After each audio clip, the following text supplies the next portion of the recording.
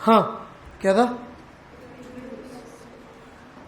Wave velocity. Wave velocity मतलब कि wave या वो जो डिस्टरबेंस है वो मीडियम में कैसे ट्रैवल कर रहा है and how it is different from particle velocity. It is not particle की वेलोसिटी की बात नहीं कर रहे हम लोग कि वेव में जो पार्टिकल है वो किस वेलोसिटी से चल रहे हैं, राइट? उनको तो चलने की जरूरत ही नहीं है if it is a financial wave.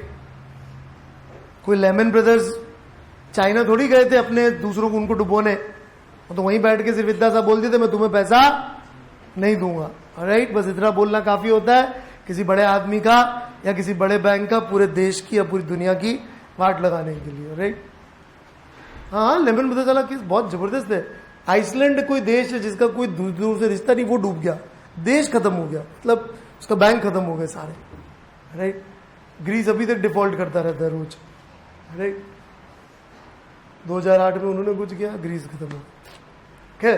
सो जाना नहीं पड़ता है, पार्टिकल की बात नहीं कर रहे हम लोग, फिनोमेना डिस्टर्बेंस के ट्रैवलिंग की रेट की बात कर रहे हैं। That's what we are discussing here. Okay, so यहां पे एक एग्जांपल लेते हैं अपन वेव वेलोसिटी का आइडिया समझने के लिए।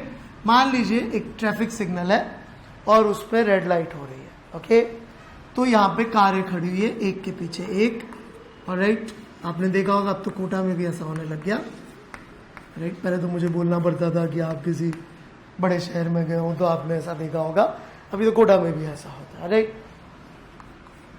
इनफैक्ट बड़े शहरों में तो ऐसा होता है कि अपन कहीं खड़े रहते हैं, अपन को लगता है ट्रैफिक जैम है, अपन पूछेंगे भैया क्या है, वो बोलेगा साहब यहाँ से 1 किलोमीटर आगे रेड लाइट है, और राइट इसलिए यहाँ पे गाड़ी खड़ी हुई है, कोई ट्रैफिक जैम नहीं है, और राइट यहाँ पे रेड लाइट है, 1 किलोमीटर आगे अभी दिखेगी, थोड़ी देर बैठे रहो, आधे घंटे बाद दिखेगी, राइट? समझ में आ रही बात? Have you been in a situation like that? तो यहां पे रेड है लाइट, ओके? लेट्स से ये ग्रीन हुई, चौथी कार में मैं बैठा हुआ, लेट्स से आप बैठे हुए, बैठा हुआ है आप में से, और राइट चौथी कार में आप बैठे हुए, आपने देखा ग्रीन हुई, तो क्या आप कार चला सकते? क्यों, ग्रीन पे तो कार चलानी होती है ना, चला दो, है? आगे वाले से टक्कर हो जाएगी। क्यों टक्कर हो जाएगी आगे वाले से? वो भी ग्रीन होगी, उसे भी चला देना चाहिए था। उसके आगे वाला, मान लीजिए फॉर एग्जाम्पल, क्यों नहीं होता ऐसा, मान लीजिए जो फर्स्ट कार है वो उसमें एक 80 साल के बुजुर्ग बैठे हुए, राइट? उन्होंने अपने जवानी के दिनों में जो कार खरीदी थी उसमें बैठे हुए, राइट? मतलब कार और वो दोनों की हालत, राइट? समझ में आ रही मेरे पास?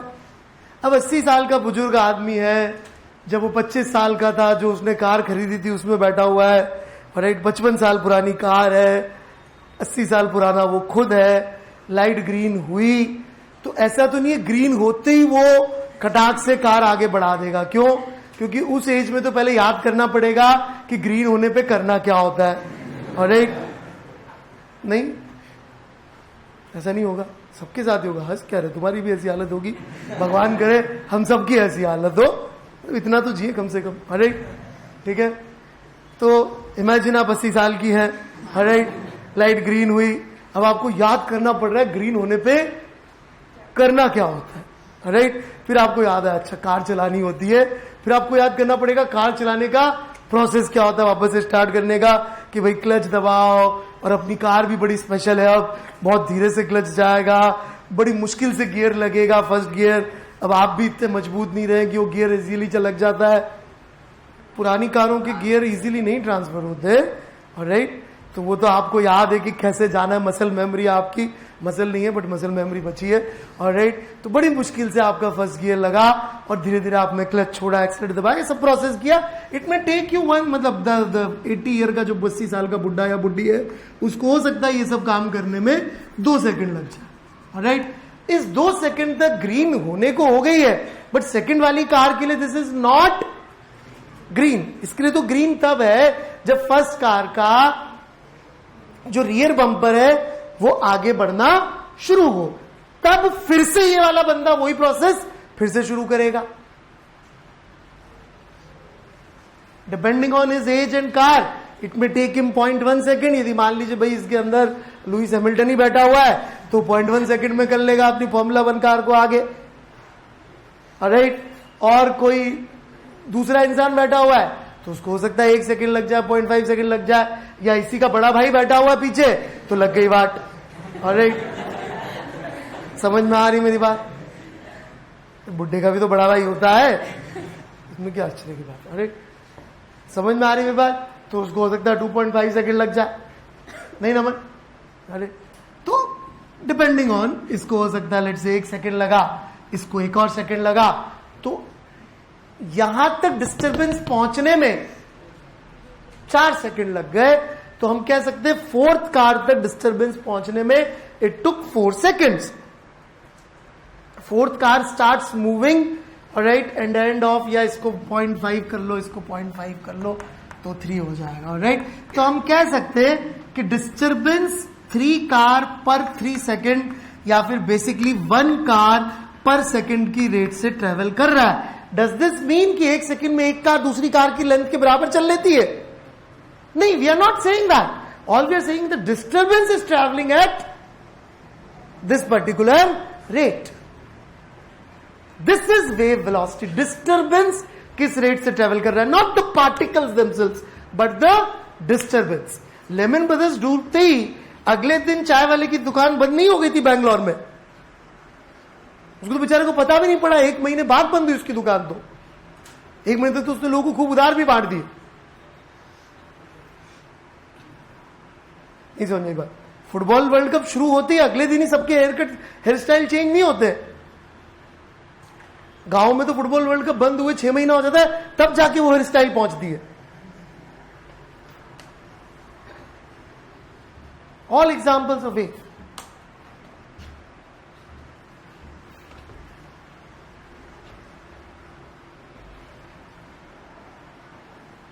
समझ में आ रही बात? तो डिस्टरबेंस इमीडिएटली नहीं चलता है, लेकिन उसकी फाइनाइट वेलोसिटी होती है, ओके। उसका कोई मोमेंटम नहीं होता है, उसकी कोई वो नहीं है काइनेटिक एनर्जी की। बताओ डिस्टरबेंस काइनेटिक एनर्जी क्या है? डिस्टरबेंस यदि रुपयों पैसे का तो उसकी काइनेटिक एनर्जी क्या आएगी, राइट। लेकिन उसकी वेलोसिटी जरूर होती है कि किस रेट से वो मीडियम में प्रोपोगेट कर रहा है, right. And let's go back to our fundamental problem. Our fundamental problem is this: if we know every disturbance that origin is going to do at any given time, can we find out based on this disturbance that any other particle is going to do at any given time? Is this good enough for us to predict everyone's life? If we know wave velocity, कि wave किस velocity से travel करती है, तो क्या हमको यदि एक के बारे में पता है तो क्या हम सबका फ्यूचर बता सकते हैं क्या?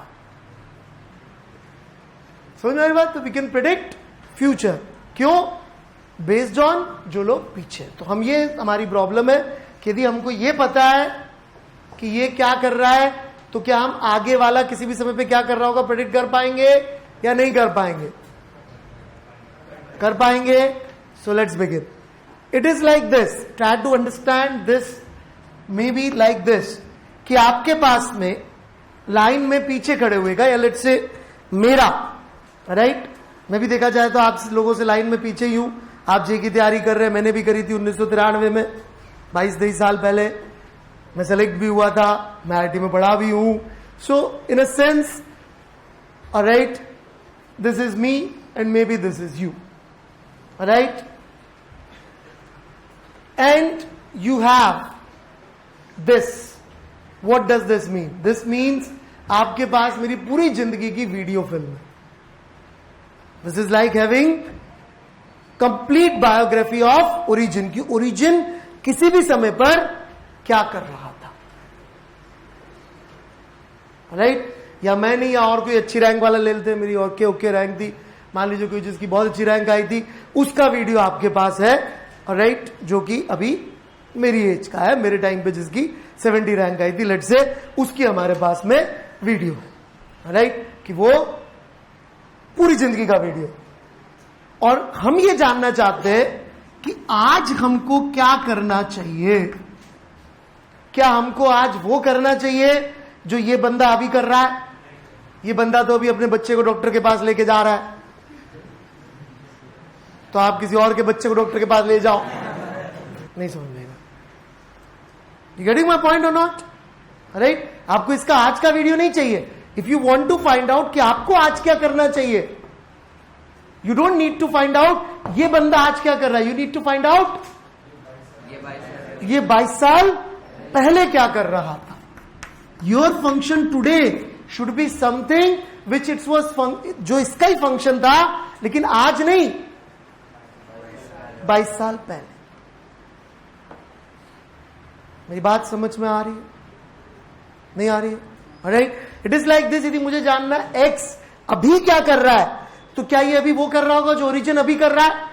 नहीं, ये अभी वो कर रहा होगा जो ओरिजिन ने पहले किया था। एक्स टी टाइम पर वो कर रहा है जो ओरिजिन ने टी माइनस डेल्टा टी पे किया था। Do you get that? And this delta T must be X by C, क्योंकि डिस्टर्बेंस को यहां पहुंचने कितने लगेगी? X by C. So we can say psi X comma T would be equal to psi 0 comma T minus X by C, which means it is going to be function of T minus X by C. यदि हमको मालूम है कि origin का function क्या है, तो हम प्रेडिक्ट कर सकते हैं कि x का function t minus X by C होगा। जो भी ये हरकत t टाइम पे कर रहा है, वो ये इसकी यदि हम देखना चाहेंगे t टाइम पे क्या हरकत है, तो इसकी हरकत वो होगी जो ओरिजिन की हरकत t माइनस एक्स बाय सी पर थी। ये सोच यदि हमें समझ में आती है तो यही वेव की पढ़ाई है और कुछ नहीं है वेव की पढ़ाई। कि यदि हमें ओरिजिन का पता है तो क्या हम आगे खड़े हुए के बारे में पता कर सकते हैं? बिल्कुल पता कर सकते हैं। ओरिजिन यदि टी टाइम पे ये हरकतें कर रहा है, तो एक्स वाला जो हरकत करेगा that would be F of T minus X by C, not F of T. Origin ने जो टी टाइम पे किया था, तो एक्स टी टाइम पर वो नहीं करेगा जो वो अभी कर रहा है, वो ये करेगा जो ओरिजिन ने टी माइनस एक्स बाय सी पे किया था। ये भाषा, ये लॉजिक समझ में आ रहा है या नहीं आ रहा है? राइट? आपको मेरी लाइफ का आज का वीडियो नहीं चाहिए, राइट? 1994 का चाहिए। क्या उस समय जब 11वीं में थे, जब रिजिड बॉडी का सवाल करते थे तो कैसे करते थे, क्या करते थे कि आपसे रिजिड बॉडी की रोडो बिना मास्टर के सॉल्व हो गई थी?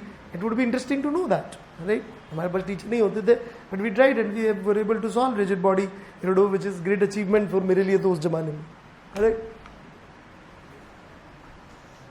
बड़े आगे, that would be your interest, not कि सर अभी आपने जो है कार के लिए आपने सही कैसे कराने, कहाँ गए, क्या करे, कहाँ मारे मारे फिरते रहते हो। That is not your interest, right? मतलब it may be bad story also कि यार कार मैंने ठीक कराने गया और उसने ठीक नहीं करी। This may be my life boring video these days, right? बढ़ू मैं आगे। Let's try to understand it in sinusoidal functions also, क्योंकि हमारी बार बार जरूरत साइन फंक्शन के साथ पड़ेगी। सो मान लीजिए जो हमारा ओरिजिन है, ऑलराइट, ओरिजिन जो है वो साइन वेरिएशन कर रहा है। 0 comma T is a sine omega T. जो हमारा ओरिजिन है, जो सोर्स है, वो हम कह रहे हैं कि SHM कर रहा है, right? And by some mechanism, ये ए जरूरी नहीं है वाई हो, इट कैन बी एनीथिंग। मैं फिर से कह रहा हूं, क्योंकि ये 3 तो मुझे ही पता है जो इसकी जरूरत पड़ती है हमें। Displacement, axis pressure, electromagnetic field, 3 तो हमारे सिलेबस में एक है, मतलब, राइट? इसलिए ए को लेके इमोशन में तो ये डिस्प्लेसमेंट ही होता है। किसी भी चीज का ये SHM कर रहा हो सकता है, राइट? और वो किसी भी मैकेनिज्म से, मैकेनिज्म हमें नहीं पता कैसे अगले वाले को मिल रहा है, पर मिल रहा है। कितना मिल रहा है? उतना ही मिल रहा है जितना इसने किया था, राइट? तो क्या हम प्रेडिक्ट कर सकते हैं एक्स टी टाइम पे क्या कर रहा होगा? या तो आप उस लॉजिक से भी लिख सकते हैं इक्वेशन, या मैं आपको फिर एक नए लॉजिक से समझाने की कोशिश करूंगा कि एक्स टी टाइम पे क्या कर रहा होगा। हम ये कैसे प्रेडिक्ट कर सकते हैं सीधे साइन की भाषा में, राइट? भाषा वही है मोरलेस, सिंपल सी बात है। यदि ओरिजिन कुछ भी कर रहा है आज, राइट, तो जो पार्टिकल एक्स पे है वो वाले हरकत करेगा बाद में, अभी नहीं करेगा, बाद में करेगा। यदि इसको हम साइन की भाषा में बोले तो इसका मतलब हम ये कहेंगे कि वो फेज में उससे आगे कि पीछे, पीछे, राइट? जो भी आपकी हरकतों को रिपीट कर रहा है वो आपसे फेज में पीछे होता है, आगे नहीं होता है यार, राइट?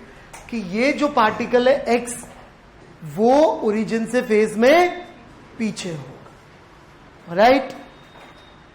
जब ये डिस्टरबेंस कर चुका होगा उसके कुछ देर बाद ये वो वाला डिस्टरबेंस कर रहा होगा। डिस्टरबेंस को यहां से यहां पहुंचने में कितनी देर लगती है? एक्स बाय सी टाइम लगता है, right? X by C time लगता है। तो हम ये कह सकते हैं कि जब इसके पास डिस्टरबेंस पहुंचेगा तो ये फेज में ओरिजिन से इतना पीछे हो गया होगा। एक्स वाला पार्टिकल ओरिजिन से फेज में ओमेगा एक्स बाय सी पीछे हो गया होगा। क्यों हो गया होगा पीछे? क्योंकि जब तक इसको डिस्टरबेंस मिलता है तब तक ये फेज में इतना आगे बढ़ जाता है, यूं कह लो। जब तक इसको डिस्टरबेंस पहुंचता है ये वाला, तब तक ओरिजिन फेज में इतना आगे बढ़ जाता है। लेकिन हम गिवन की तो इक्वेशन चेंज कर नहीं सकते। मैं तो नहीं कह सकता कि यार जिसकी इक्वेशन दे रखी है वो ओमेगा एक्स बाय सी आगे, इसकी जगह हम क्या कह सकते हैं कि जिसकी निकालनी है वो फेज में ओमेगा एक्स बाय सी पीछे। तो कह दीजिए ये बात, यही वेव की इक्वेशन हो जाती है।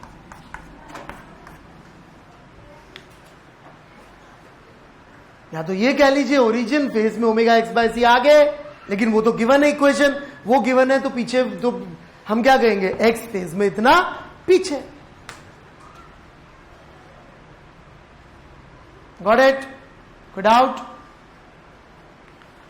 यही अंतर होता है वेव में, एसएचएम में।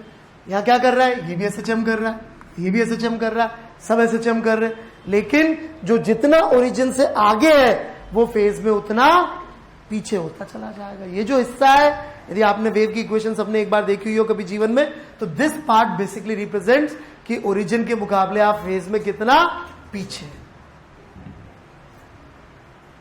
हमने बिल्कुल नेचुरल तरीके से निकाला है ये, हमने कोई जुगाड़ नहीं लगाया है। नहीं तो कई बार लोग आते बोलते हैं वेव की इक्वेशन भगवान ने बोला है A sine omega T minus K X होती है। अरे भगवान ने कुछ नहीं बोला, it is very logical step.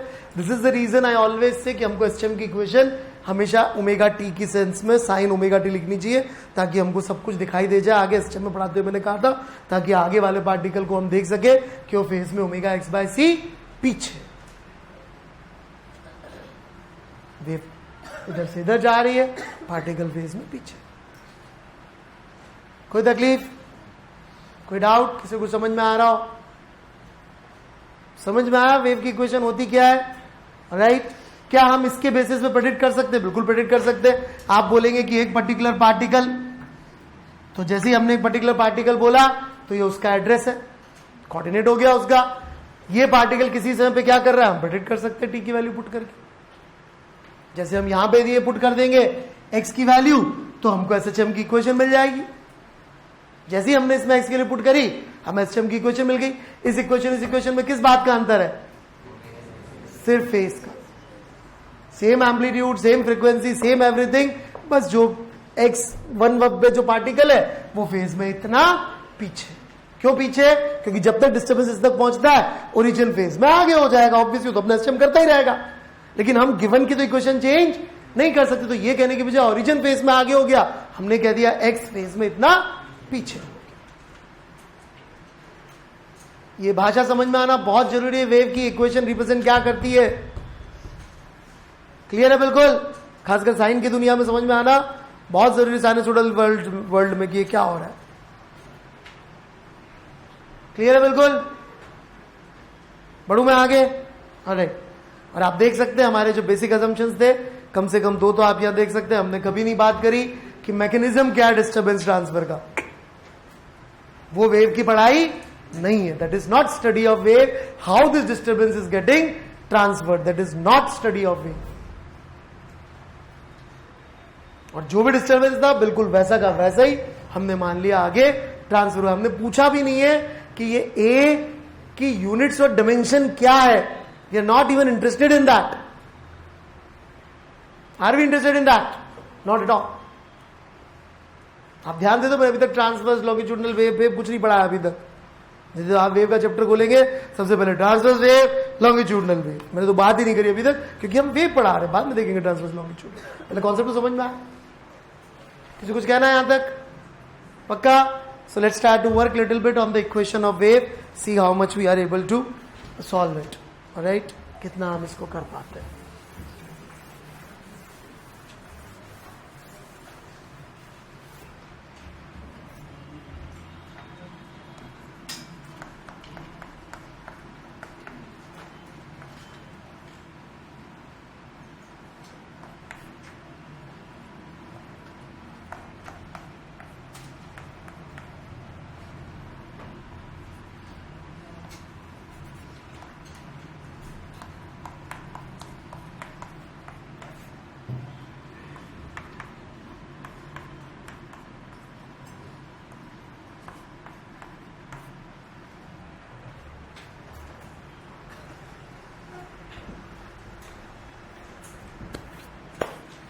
Right equation of wave